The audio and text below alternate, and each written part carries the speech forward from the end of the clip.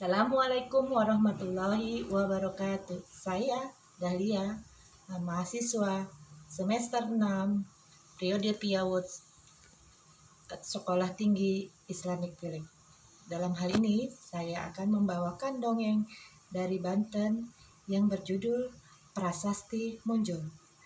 Prasasti Munjul adalah sebuah prasasti bertuliskan aksara Pallawa yang terletak di tepi Sungai Cidangyang, Desa Lebak, Kecamatan Munjul, Kabupaten Pandeglang, Provinsi Banten. Prasasti tersebut ditulis dengan bahasa Sanskerta dan ditulis oleh Raja ketiga Kerajaan Tarumanegara, Raja Purnawarman 395 sampai dengan 434 Masehi. Prasasti tersebut untuk mengabadikan sebuah peristiwa besar yang terjadi di daerah Munjul. Pada zaman dahulu kala, di perairan ujung Kulon di sekitar Selat Sunda dikuasai oleh para bajak laut yang menjadi ancaman bagi para nelayan. Di daerah itu, kaum perompak sering merampas ikan hasil tangkapan para nelayan. Pada masa pemerintahan Raja Purnawarman, terdapat suatu gerombolan bajak laut yang beranggotakan 80 orang.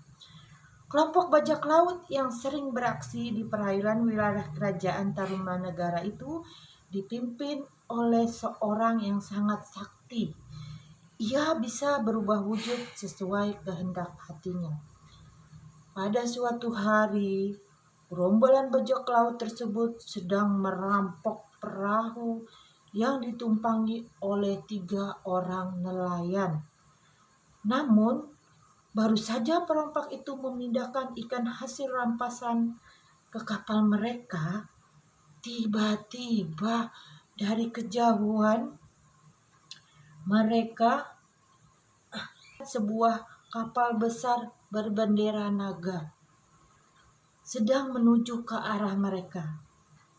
Ternyata kapal besar tersebut adalah milik Kerajaan Tarumanegara. Pemimpin bajak laut merasa senang karena akan memperoleh harta rampasan yang banyak. Tanpa buang waktu lagi, dia segera memerintahkan anak buahnya untuk menyerang kapal kerajaan tersebut.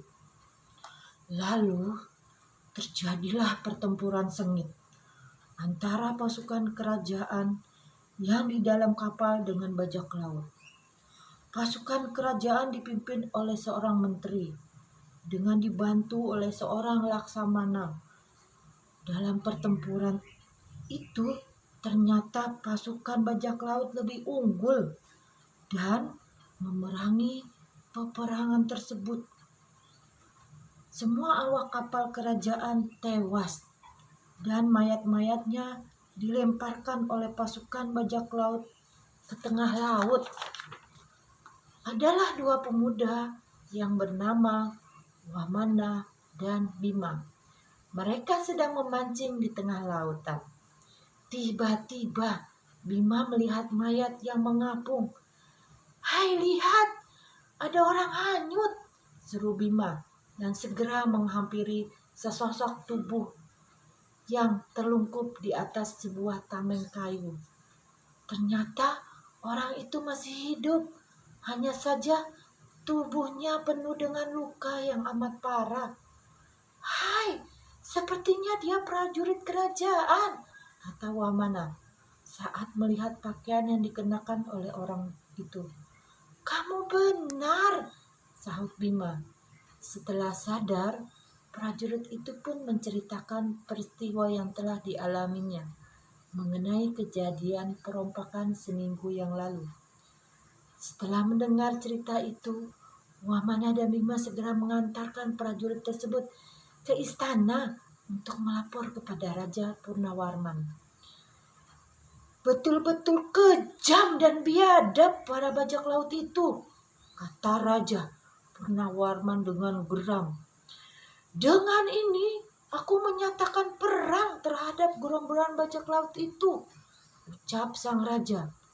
Esokan harinya, puluhan kapal perang kerajaan bertolak meninggalkan pelabuhan dan dipimpin langsung oleh Raja Purnawarman yang didampingi oleh Panglima Cakrawarman, Senopati Arjawala, serta Nagawarman. Wamana dan Bima pun ikut serta dalam kapal kerajaan tersebut. Setelah beberapa hari, pada suatu malam, armada kerajaan tiba di perairan ujung kulon. Dalam kegelapan yang mencekam, tampak dua titik cahaya di tengah lautan. "Hai, lihat cahaya itu. Aku yakin itu adalah penerangan kapal bajak laut," kata Panglima Kerajaan. Dan mereka pun melaporkan hal tersebut kepada Raja. Dan Raja pun memerintahkan untuk segera menyerang kapal bajak laut tersebut. Sementara itu, bajak laut tidak menyadari kehadiran pasukan kerajaan. Rupanya mereka sudah terlelap, kecuali 3 orang yang sedang bertugas berjaga-jaga. Tiba-tiba mereka dikejutkan oleh suara-suara desahan yang begitu ramai. "Kapal kita diserang! Kapal kita diserang!" seru ketiga bajak laut itu panik. Pemimpin bajak laut dan anak-anak buahnya yang lain terbangun dari tidur mereka. Alangkah terkejutnya mereka serta melihat puluhan kapal milik kerajaan telah mengepungnya. "Kapal kita dikepung! Kapal kita dikepung! Kapal kita dikepung!" teriaknya. Belum sempat mereka menyiapkan senjata, tiba-tiba terdengar bunyi trompet menggema. "Oh, oh, oh." Begitu trompet bunyi 3 kali, ratusan tombak dan anak panah meluncur ke kapal gerombolan bajak laut. Tidak ada perlawanan yang berarti dari bajak laut. Akhirnya mereka pun dapat ditaklukkan sebelum menjelang pagi. Dari 80 anggota bajak laut tersebut, 27 diantaranya tewas, sedangkan sisanya menjadi tawanan kerajaan. Setelah suasana tenang, Wamana dan Bima dan beberapa prajurit naik ke kapal bajak laut untuk memeriksa apakah masih ada tertinggal pengikut bajak laut. Setelah dicari-cari ke dalam kapal, ternyata ada seseorang yang sedang mengumpat di dalam kamar kapal tersebut. Dan ternyata orang tersebut dapat berlari, dapat menghindari dari tangkapan Bima dan Wamena. Akhirnya orang tersebut loncat ke dalam laut. Setelah mendengar keterangan itu, rombongan sang raja segera bertolak menuju pantai Teluk Lada. Selanjutnya mereka menyusuri aliran sungai Cidangyang sehingga masuk ke daerah pedalaman. Setiba di sebuah kampung di tepi sungai yang kini bernama Desa Lebak, mereka disambut meriah oleh ketua kampung dan para warga desa. Untuk merayakan keberhasilan para pasukan kerajaan dalam menumpas gerombolan bajak laut, mereka mengadakan pesta besar-besaran dan membuat jamuan yang sangat istimewa. Saat tiba makan siang, kaum perempuan terlihat sibuk mengantarkan makanan untuk para prajurit dan raja. Wamana dan Bima terlihat berbau dalam pesta tersebut. Tidak berapa lama terlihat barisan wanita muda yang hendak mengantarkan makanan untuk sang raja. Di antara mereka tampak seorang gadis cantik berjalan di barisan paling belakang, sedang membawa 2 buah kendir air minum. Ketika gadis itu melewati Wamana dan Bima, terciumlah bau amis yang sangat bau. Wamana terdiam sambil mengempas-kembiskan hidungnya. Indera penciumannya merasakan bau amis yang persis yang pernah dikenalnya. Dapat pinggir panjang lagi, ia cepat-cepat berlari masuk ke dalam, melompati beberapa anak tangga untuk menyusul gadis tersebut. Wamana langsung melompat dan merangkul si gadis yang baru saja meletakkan kendi di hadapan sang Prabu. Tubuh wanita itu pun terdorong dan terjerembab ke depan karena tertinggi oleh tubuh Wamana. "Oh, kena kamu sekarang, kena kamu!" seru Wamana sambil menekan kepala gadis itu. Setelah itu, Wamana menendang kendi air yang dibawa gadis tadi, sehingga terpental dan pecah. Semua terheran melihat sikap Wamana, termasuk Bima.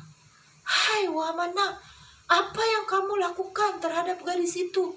Hentikan leluconmu!" seru Bima.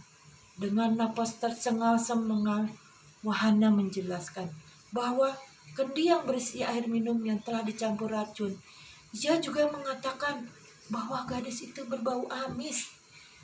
"Masih ingatkah kalian keterangan para tawanan tadi?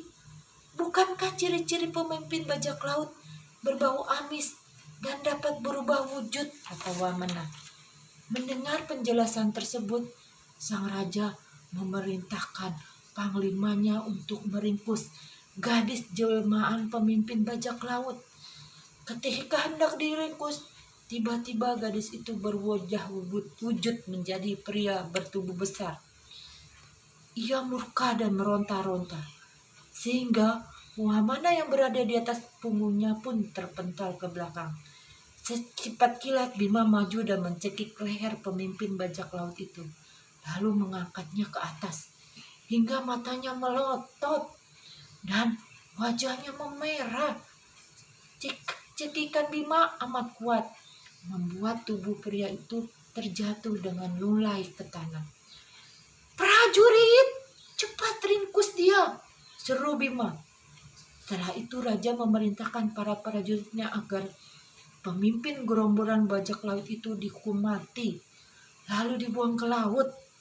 Dengan tewasnya pemimpin gerombolan itu, maka sempurnalah penumpasan gerombolan bajak laut oleh pasukan kerajaan.